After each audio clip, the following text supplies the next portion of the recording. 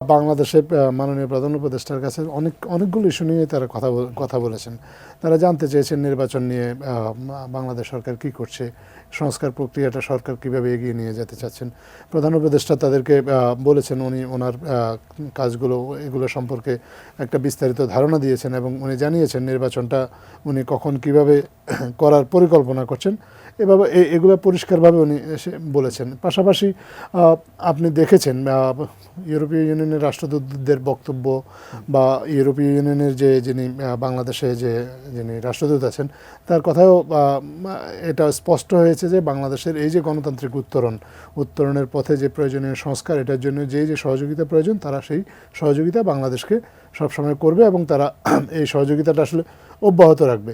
তারা মূল সুরটা ছিল আসলে ইতিবাচক এবং সহযোগিতার অঙ্গীকার করে তারা এই সভাটা শুরু করেছেন এখানে এবং শেষটাও করেছেন আসলে তারা বাংলাদেশকে সহযোগিতার বিষয়টা বজায় রেখে। একটা জিনিস আপনি যদি দেখেন, যদি কালেকটিভলি যদি আপনি ইউরোপিয়ান দেশগুলোকে দেখেন, বাংলাদেশের সবচেয়ে বড় রপ্তানি বাজার কিন্তু এই ইউরোপের এই দেশগুলো এবং তাদের যে আমাদের যে জিএসপি সুবিধা তারা সেটা অব্যাহত রেখেছে আমাদের জন্য। সামনে এটা ছাড়াও তারা আরও উন্নয়ন সহযোগী হিসাবে তারা অনেকভাবেই আমাদের সাথে জড়িত। সামনে আপনার রোহিঙ্গা ক্রাইসিস নতুন মোড় নিচ্ছে, আপনারা সবাই দেখেছেন। মায়ানমারের পরিস্থিতি কিন্তু আসলে আস্তে আস্তে অন্যদিকে টার্ন নিচ্ছে।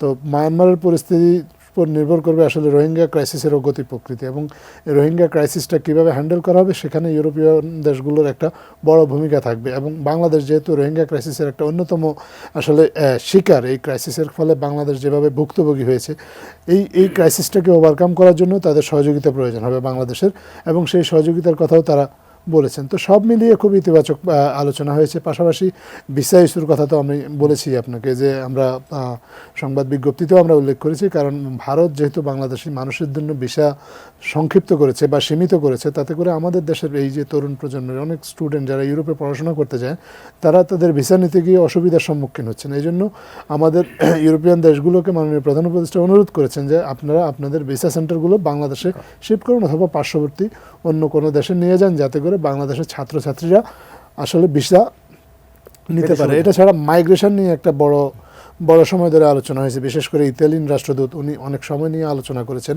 মাইগ্রেশন ইস্যুতে। কারণ বাংলাদেশের প্রচুর মানুষ ইটালিতে কাজের জন্য যায় এবং ওনারা বলেছেন যে এই মানুষগুলো যদি অবৈধভাবে লিবিয়া হয়ে যদি ভূমধ্যসাগর দিয়ে পাড়ি দিয়ে যদি না যায়, তাহলে বরঞ্চ যদি বৈধভাবে যায় এবং স্কিল মাইগ্রেশনটা হয়, তাহলে বাংলাদেশ যেমন উপকৃত হবে, ইতালি একইভাবে উপকৃত হবে। সো মিউচুয়াল বেনিফিটের জন্য ইরেগুলার মাইগ্রেশনকে কমিয়ে কীভাবে রেগুলার মাইগ্রেশনটা বাড়ানো যায় এটা নিয়ে আলোচনা হয়েছে। সব মিলিয়ে আসলে ইউরোপের দেশগুলোর সাথে বাংলাদেশের স্বার্থ সংশ্লিষ্ট অনেকগুলো বিষয় আছে এবং প্রত্যেকটা বিষয় মোটামুটি এই স্বল্প সময়ের বৈঠকে 2.5 ঘন্টা এতগুলো দেশের সাথে বৈঠক করার জন্য খুব বড় কোনো সময় নয়, কিন্তু এর মধ্যে দিয়ে সবগুলো বিষয় আসলে টাচ করার চেষ্টা করা হয়েছে।